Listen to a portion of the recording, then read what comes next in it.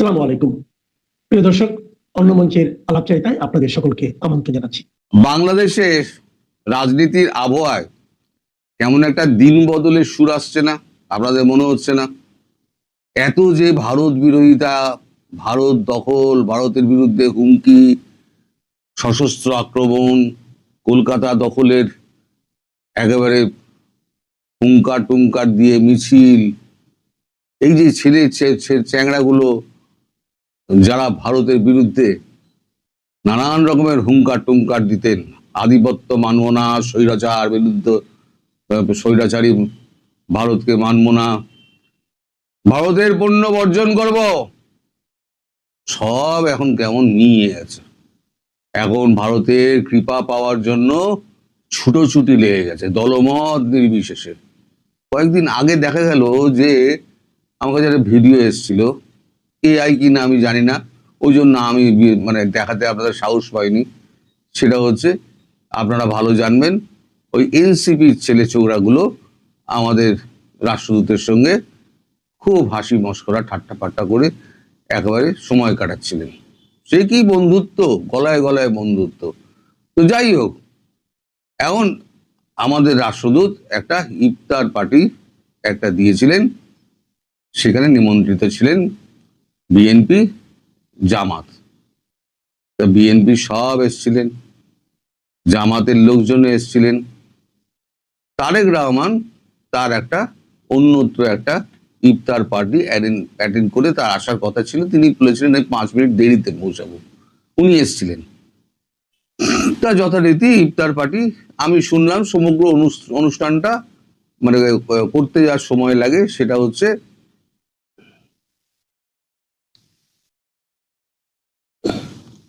সমগ্র অনুষ্ঠানটা সময় লাগে প্রায় 45 মিনিট মতো, মানে টোটাল যে অনুষ্ঠানটা।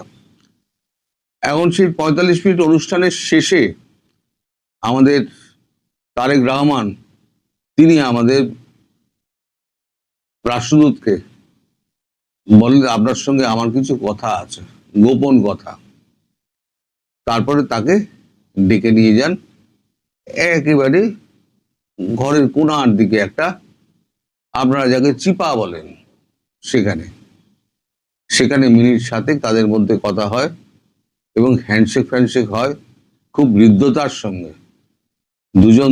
দুজনের হাত চেপে, দুহাত চেপে, মানে হ্যান্ডশেক করলে আর একটা হাত যেমন ধরে, তারপরে আবার যেমন হাতের ওপরে হাত দিয়ে চেপে ধরা হয়, সেরকম ভাবে জোরালো হ্যান্ডশেক ফ্যান্ডশেক করলেন। তার মানে একটা কিছু ভারতের সঙ্গে, ভারত যা চাইছে তার সঙ্গে হয়তো তারেক রহমান সহমত হয়েছেন, তার জন্যই হয়তো আমাদের রাষ্ট্রদূত তাকে মানে হ্যান্ডশেক করে তাকে ধন্যবাদ জানাচ্ছিলেন। এই যখন চলছে সেই সময়তে জামাতের নেতারা একটু উসখুস করছিলেন যে তারাও একটুখানি গিয়ে নিভৃতে কথা বলবেন, কিন্তু রাষ্ট্রদূত বলেন আমার একটা কাজ রয়েছে, আমি আর কারোর সঙ্গে আলাদা করে সময় দিতে পারবো না, আমার কিছু অ্যাপয়েন্টমেন্ট আছে, আমার সেখানে যেতে হবে, ফলে পরবর্তী মিটিং যেদিনকে হবে সেদিনকে আপনাদের সঙ্গে নিশ্চয়ই কথা হবে বলে উনি কেটে যান। এইখানে কিন্তু এনসিপি কে ডাকা হয়নি। এনসিপি 2-4 জন ফোন করে আমাদের রাষ্ট্রদূতকে মানে অনুগ্রহ চেয়েছিলেন যে আমরাও আসতে চাই।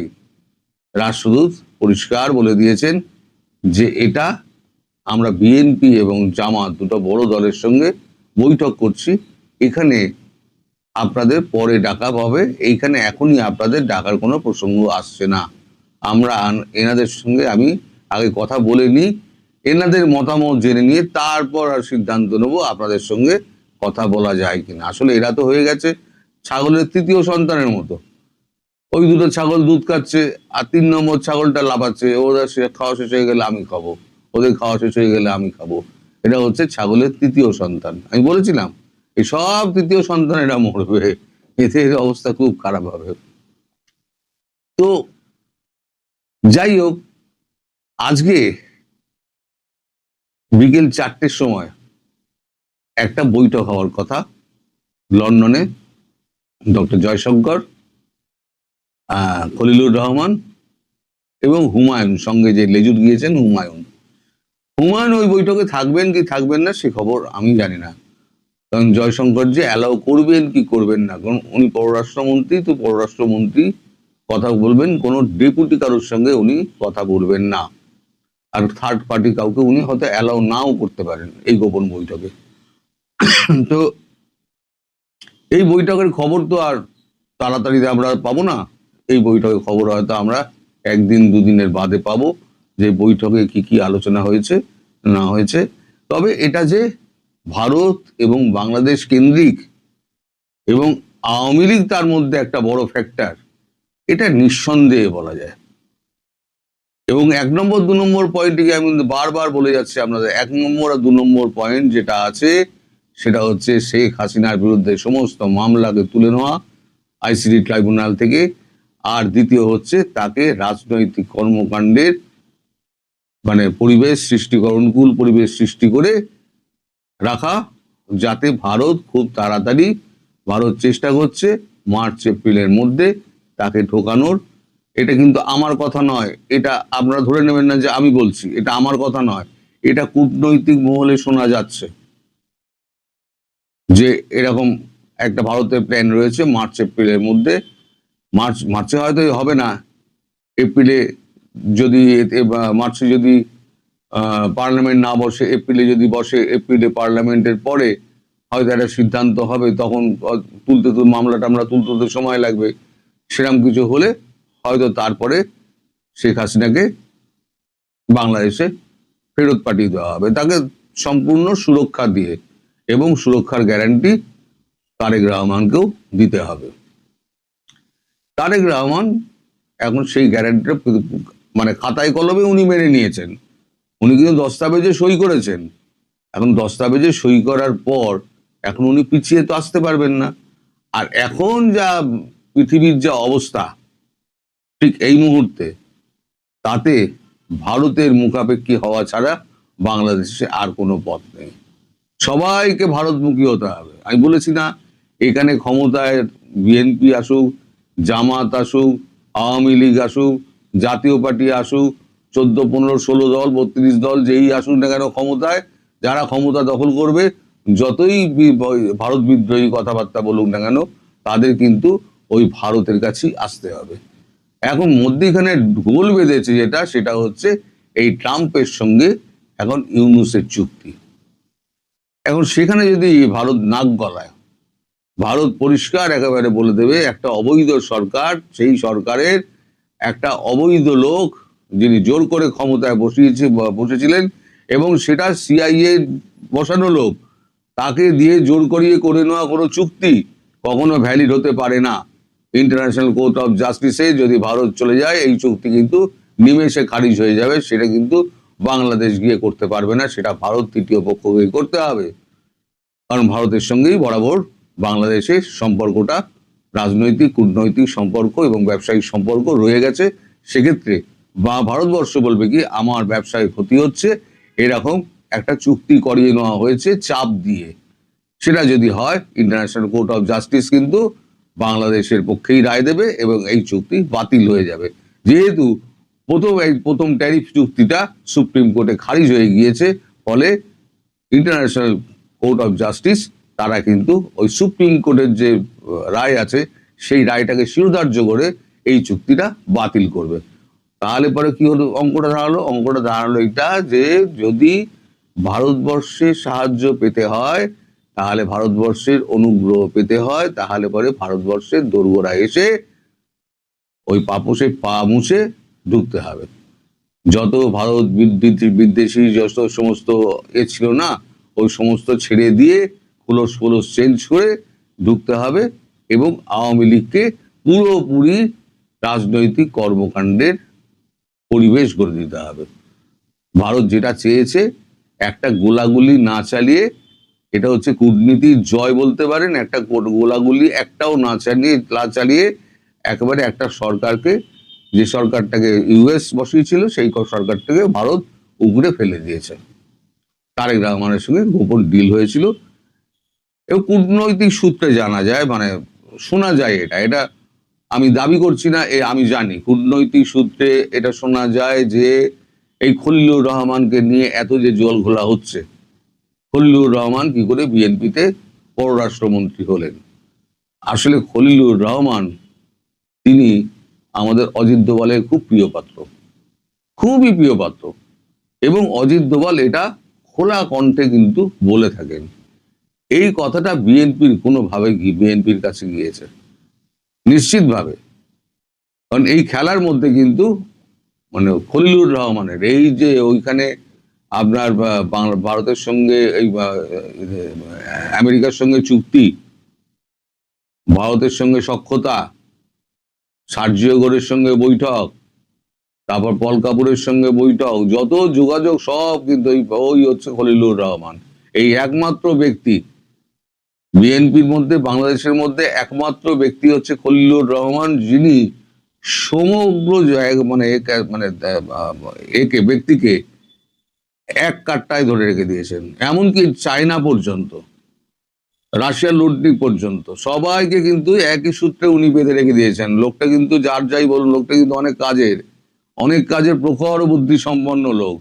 ফলে এই লোককে যদি আপনারা পররাষ্ট্র মন্ত্রী করে রেখে দিয়েছেন, এই লোকটা কিন্তু কাজের লোক। আপনারা যতই নিন্দুকেরা নিন্দা করুন না কেন, উনি কিন্তু বাংলাদেশের জন্য কাজ করবেন।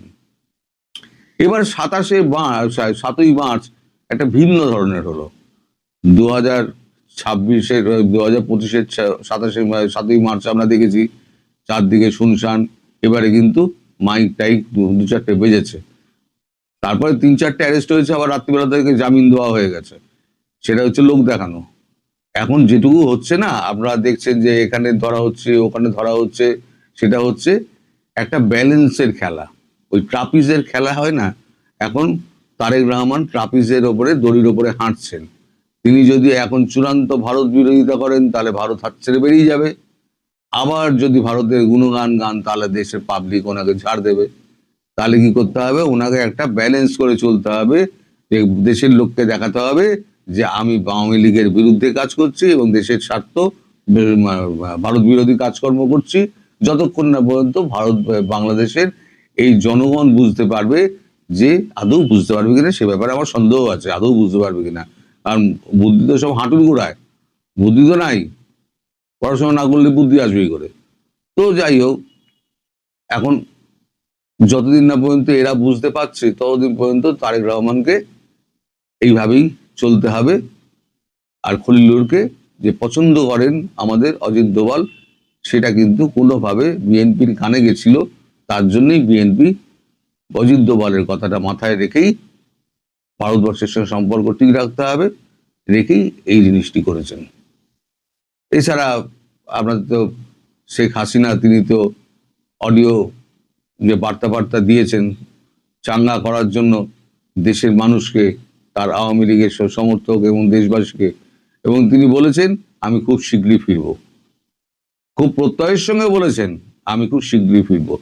তাহলে এই যে তিনি খুব শীঘ্রই ফিরবেন, এই কথাটা তো তিনি নিজে বলছেন না, কারণ তিনি পারিপার্শ্বিক অবস্থা জানেন, এখন সারা বিশ্বের অবস্থা তিনি জানেন, সেখানে ভারতের অবস্থানও তিনি জানেন। এখন ভারত একটা এমন অবস্থানে তৈরি হয়ে বসে আছে, ভারতের হাতে সব চাবিকাঠি, সব দেশের চাবিকাঠি কিন্তু ভারতের হাতে।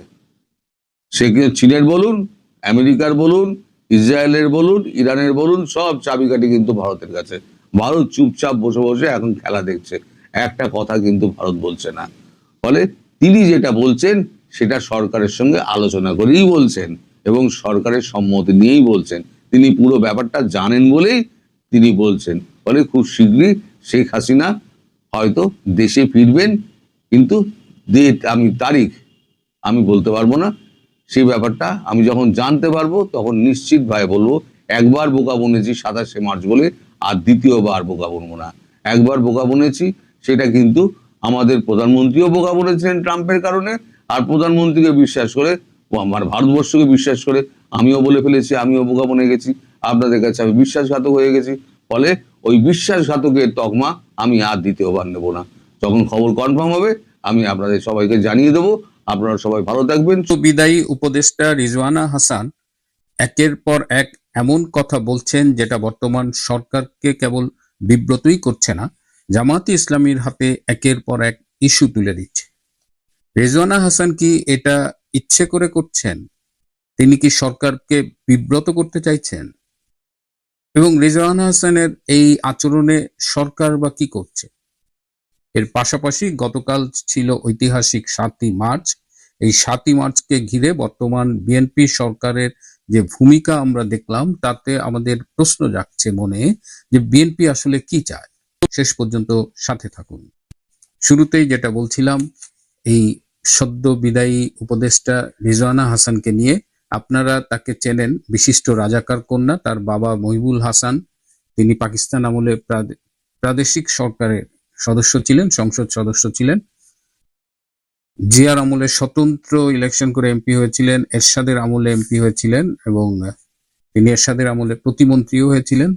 তিনি বিশিষ্ট রাজাকার ছিলেন। তিনি বাংলাদেশের স্বাধীনতার অন্যতম বিরোধিতাকারী ছিলেন। সেই রাজাকার কন্যা রিজওয়ানা হাসানের সাথে কি জামাতের খুব বিরোধ আছে? তার সাথে জামাতের সম্পর্কটা একটু কি? একজন চুক্তিভিত্তিক নিয়োগপ্রাপ্ত সচিব, যাকে সম্প্রতি চুক্তি বাতিল করে অবসরে পাঠানো হয়েছে, সেই সচিবের কথা যদি সত্যি হয়, সূত্র আমাকে জানিয়েছে যে বিভিন্ন সময়ে জামাতের নেতা এবং জামাতপন্থী সচিব এবং কয়েকজন উপদেষ্টার গোপন মিটিং হতো এবং সেই সব মিটিংয়ে রিজওয়ানা হাসান নিজে উপস্থিত থাকতেন এবং তিনি সর্বোচ্চ চেষ্টা করেছেন যেন 12ই ফেব্রুয়ারি নির্বাচনের মধ্য দিয়ে জামাতকে ক্ষমতায় আনা হয়। তিনি বিভিন্ন সময়ে বলেছেন যে জামাত ক্ষমতায় আসতেছে, গেট রেডি ফর দ্যাট। তিনি তার আরো একজন সচিবের বরাত দিয়ে বলা হয়েছে, যেটি বিএনপির একজন নেতা বলেছেন টকশোতে, যে সেই সচিব 3 মাস কাজ করেছিলেন রিজওয়ানা হাসানের সাথে এবং তিনি বলেছেন এই 3 মাসে তার 3x12 মানে 36 বছরের আয়ু কমে গেছে, এরকম একটা ব্যাপার আর কি। এবং তিনি খুব ধমক দিতেন, কথায় কথায় ধমক দিতেন এবং জামাতের কথা বলতেন যে জামাত ক্ষমতায় আসবে। তো সেই জামাতপন্থী উপদেষ্টা, রাজাকারের বাচ্চা, সে হঠাৎ এরকম স্টেটমেন্ট কেন দিচ্ছে যে আমরা জামাতকে মেইন স্ট্রিম হতে দেইনি? আবার আনন্দবাজারের সাথে একটি ইন্টারভিউতে বলেছে যে আমি যদি মবের শিকার হই তাহলে জামাত শিবির দায়ী থাকবে। এবং তার এই প্রত্যেকটা স্টেটমেন্টের পরে কিন্তু জামাত রিয়াক্ট করেছে।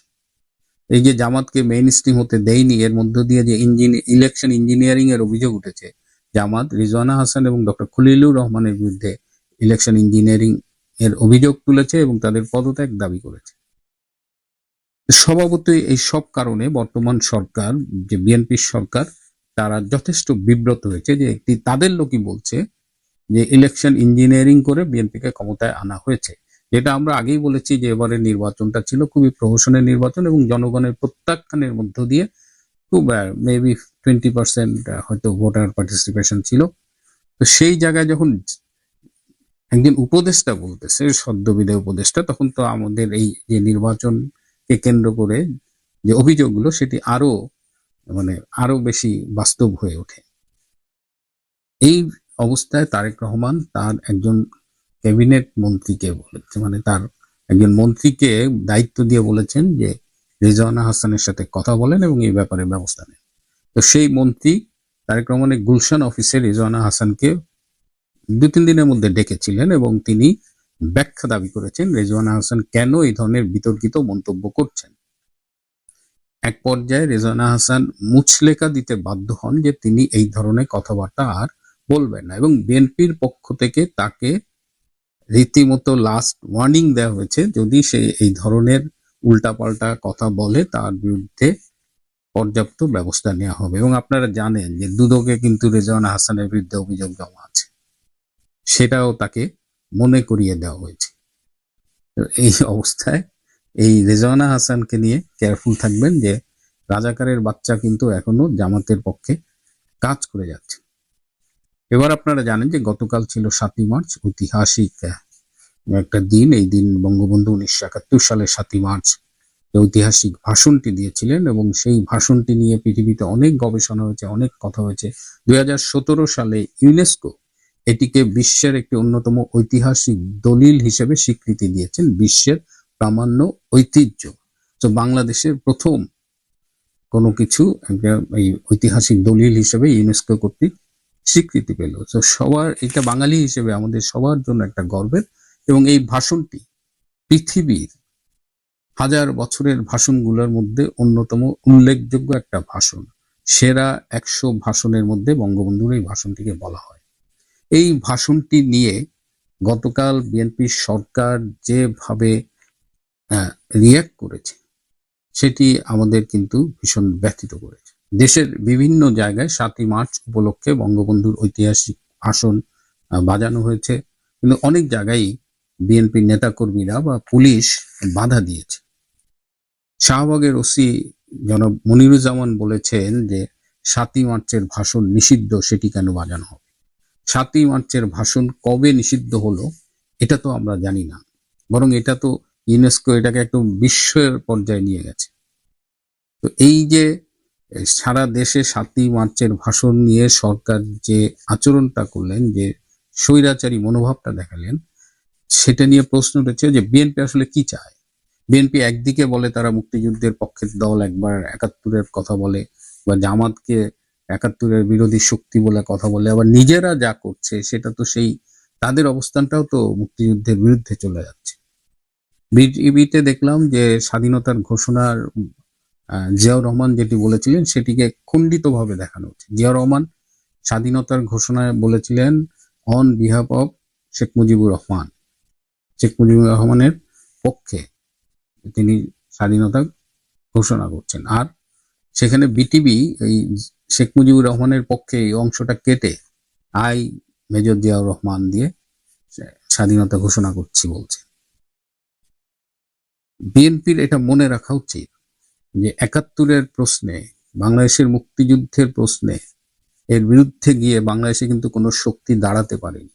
এমনকি যে ইউনূসের 18 মাসের শাসন, তার যে এই চ্যাংলা প্যাংলা গুলো ছিল, এই সমন্বয়ক এনসিপি, এরাও কিন্তু স্বাধীনতাকে হেয় করার চেষ্টা করেছে, স্বাধীনতাকে বিতর্কিত করার চেষ্টা করেছে, 24 দিয়ে 71-কে মুছে ফেলার চেষ্টা করেছে।